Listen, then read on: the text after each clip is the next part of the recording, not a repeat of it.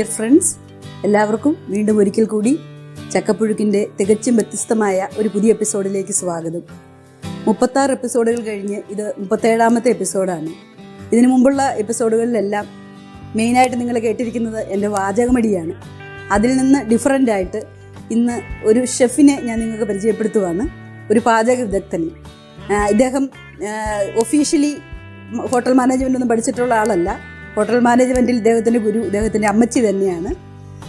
വേറെ ആരുമല്ല, എൻ്റെ ഹസ്ബൻഡ് തങ്കച്ചൻ എന്ന് വിളിക്കപ്പെടുന്ന മാനുവൽ ജോസഫാണ് ഇന്നത്തെ നമ്മുടെ എപ്പിസോഡിലെ ഹീറോ. അപ്പം ഞാൻ ഇതിനു മുമ്പൊരു എപ്പിസോഡിൽ പറഞ്ഞിട്ടുണ്ടായിരുന്നു, പൊറോട്ട നന്നായിട്ട് ഉണ്ടാക്കാൻ അറിയാം, ഇനി ഉണ്ടാക്കുമ്പം ഞാൻ കാണിക്കാമെന്നൊക്കെ പറഞ്ഞിട്ടുണ്ടായിരുന്നു.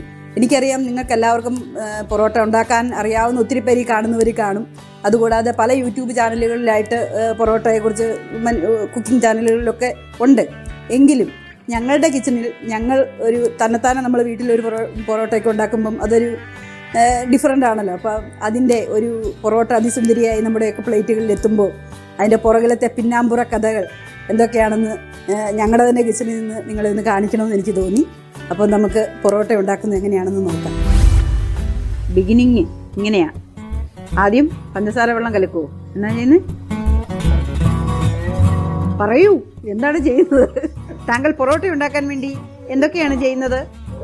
പൊറോട്ട തിന്നാൻ ആള് താഴെ വന്ന് നിപ്പുണ്ട്. പൊറോട്ട ഉണ്ടാക്കുന്നത് കണ്ടപ്പോഴേ സംഭവം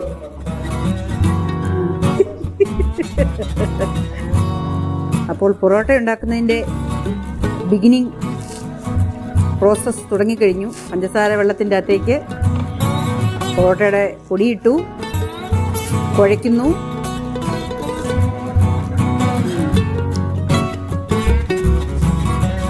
നമ്മുടെ ടി വിയിലെ പരിപാടിയൊക്കെ കണ്ടുകൊണ്ട് പൊറോട്ടയും ഒരു സൈഡിൽ ഉണ്ടാക്കിക്കൊണ്ടിരിക്കുകയാണ്. ഒത്തിരി വേണ്ട കേട്ടോ,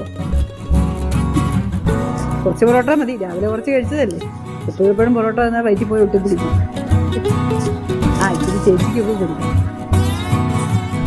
ന്യൂ ഇയർ ആയിക്കൊണ്ട് ആർക്കെങ്കിലും എന്തെങ്കിലും ഒരു ഉപകാരം ചെയ്തെന്നാകട്ടെ. ഉപകാരമല്ല, അവർക്കൊന്നും പൊറോട്ടയോട് വലിയ താല്പര്യമൊന്നുമില്ല. എന്നാലും കുഴ തുടങ്ങി. ഇങ്ങനെയാണ് കുഴയുടെ ഭാഗം. അടുക്കളയൊക്കെ മോശമായിട്ടാണ് കിടക്കുന്നത്. ഒന്നും ചെയ്യാനുള്ള പിടിക്കുന്ന സമയത്ത്, ഉണ്ടാക്കുന്ന സമയത്ത് പിടിച്ചില്ലെങ്കിൽ പിന്നെ പിടിക്കാൻ പറ്റത്തില്ല. അടുക്കള വൃത്തിയാക്കി ഇടാൻ പോയി കഴിഞ്ഞാൽ കുഴയ്ക്കുന്ന ഭാഗം കിട്ടാതെ പോകും. ഞാൻ ആദ്യം പറഞ്ഞതിൽ ഒരു തിരുത്തൽ വരുത്താൻ ആഗ്രഹിക്കുന്നു. അതിൻ്റെ അകത്ത് പഞ്ചസാര വെള്ളമല്ല, എന്നതൊക്കെയായിരുന്നു? ഉപ്പും സോഡാപ്പൊടി. ചീകാരിയൊക്കെ എനിക്കും അറിയാം. 10-28 വർഷമായിട്ട് ഈ പൊറോട്ടയടി കണ്ടിട്ട് അവസാനം അതിൻ്റെ അകത്ത് സോഡാപ്പൊടി ഉണ്ടെന്നെങ്കിലും ഞാൻ മനസ്സിലാക്കി. പിടുത്തം. ഒരാൾ പൊറോട്ട തിന്നാൻ വേണ്ടി ഇവിടെ കാത്ത് നോക്കിയിരിക്കുവാണ്. പൊറോട്ട പുള്ളിക്ക് വളരെ ഇഷ്ടമാണ്. അതിനെ കഴിഞ്ഞ ദിവസം ഞാൻ ഇവിടെ മോൻ്റെ കൂടെ വന്നതാണ്, അവൻ്റെ കൂടെയാണ് വന്നപ്പോൾ ഞാൻ വാൾമാർട്ടിൽ നിന്ന് മേടിച്ചുകൊണ്ട് വന്ന ഒരു കിലോനെയാണ് കിടക്കുന്നത്, ഒരു കളിപ്പാട്ടം. $6 ഒരു സാധനം. പൊറോട്ട പ്രതീക്ഷിച്ചിരിക്കുന്ന ഏറ്റവും കൂടുതൽ നോക്കിയിരിക്കുന്ന ആളാണ്. അങ്ങനെ കുഴച്ച പൊറോട്ടയുടെ നമ്മുടെ ആദ്യത്തെ ബോൾ, വലിയത് പൊറോട്ടയുടെ മാവ് രൂപപ്പെട്ട് കഴിഞ്ഞു.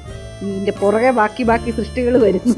ഇതിൻ്റെ പുറകിൽ കുറേ പരിപാടികളുണ്ട്. പക്ഷേ വല്ലഭന് പുല്ലു ആയതെന്ന് പറഞ്ഞ പോലെ തങ്കച്ചന് പൊറോട്ട ഉണ്ടാക്കാൻ ഒരു പ്രശ്നമേ ആയിരുന്നു.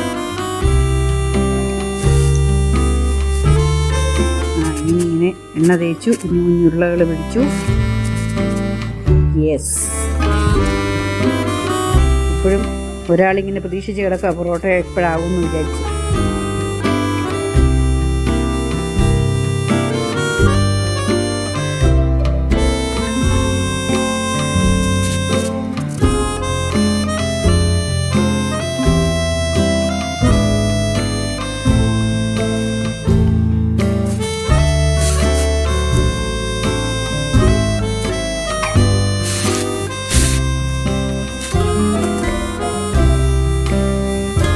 ഇതാണ് ഞങ്ങളുടെ അടുക്കളയുടെ ഒരു ചെറിയ രൂപം. എൻ്റെ അതിമനോഹരമായ വീഡിയോഗ്രാഫി ഇത്രയൊക്കെ എനിക്ക് പിടിക്കാൻ അറിയത്തുള്ളൂ.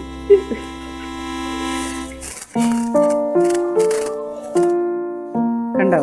ഇനി ആ പൊറോട്ട കുഞ്ഞുങ്ങളെയെല്ലാം ഈ plastic light film plastic cover വെച്ച് പൊതിഞ്ഞ് എന്തോരം സമയം വെക്കും?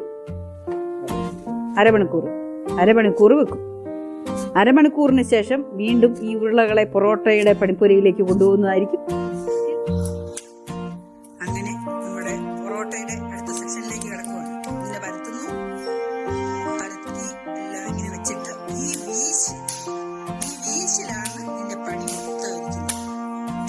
ഇത് നല്ലതായിട്ട് ചെയ്യാൻ അറിയാവുന്നവർക്ക് മാത്രമേ, നല്ലതായിട്ട് പൊറോട്ട ഉണ്ടാക്കുന്നവർക്ക് ഇഷ്ടംപോലെ ലോകത്തിലുണ്ട് കേട്ടോ, ഇല്ലെന്നല്ല ഞാൻ പറഞ്ഞത്.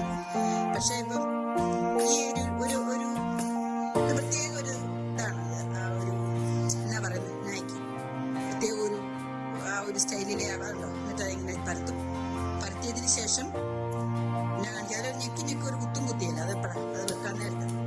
ഇപ്പൊ ഇതിങ്ങനെ തലക്കെട്ടുമൊക്കെ കെട്ടിയിട്ടുണ്ടോ, ഒരു തലക്കെട്ട് കെട്ടി സർദാർ ചെയ്ത വിട്ട് അതിങ്ങനെ ഇവിടെ ഇരിക്കുന്നു, കാണുന്നുണ്ടോ? അതിനുശേഷം ഇതാണ് പൊറോട്ട അടി എന്ന് കേട്ടിട്ടുണ്ട്. This is what is parotta അടി. ഇങ്ങനെ അടിച്ച് തോർത്ത് പരുവത്തിലാക്കി, ആ തോർത്തൊക്കെ കീറി, എന്നാലും കുഴപ്പമില്ല, കീറിയ തോർത്തിനെ വീണ്ടും നമ്മൾ റിപ്പയർ ചെയ്ത് അതിൻ്റെ അകത്ത് അറിയാത്ത വിധത്തിലാക്കി. ആ കീറൽ വരുമ്പോഴാണ് പൊറോട്ടയ്ക്ക് പല പല ഡിസൈനുകൾ വരുന്നത്.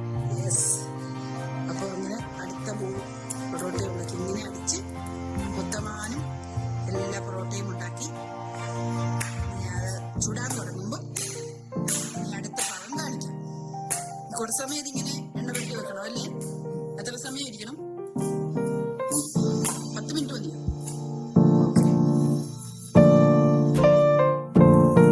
അങ്ങനെ പൊറോട്ടയുടെ ഫൈനൽ സ്റ്റേജിലെത്തി. ആ കുത്തുന്നത് കാണിച്ചില്ല. അവസാനം ഒരു അടിയും ഒരു കുത്തുമില്ലേ, അതൊരു ഇമ്പോർട്ടന്റ് പാർട്ടാണ്. അതിൻ്റെ അത് അടിയും കുത്തും. ഇത് എടുത്തിടുന്നതിന് മുമ്പ് ഒരു പരിപാടിയുണ്ട്. അതൊന്ന്, അത് കൂടാതെ തന്നെ ഒരു കുത്തും ഒരു തോണ്ടും കൂടെ കൊടുത്തിട്ടല്ലേ ഇടുന്നേ. നന്നായി പാടാ മകനെ എന്ന് പറഞ്ഞു. ഞാനിപ്പോ കാണിക്കാം. അതാ ആദ്യത്തേന് കാണിക്കാൻ പറ്റിയില്ല. അങ്ങനെ പൊറോട്ടയുടെ ആയി അല്ലേ, ഓൾമോസ്റ്റ്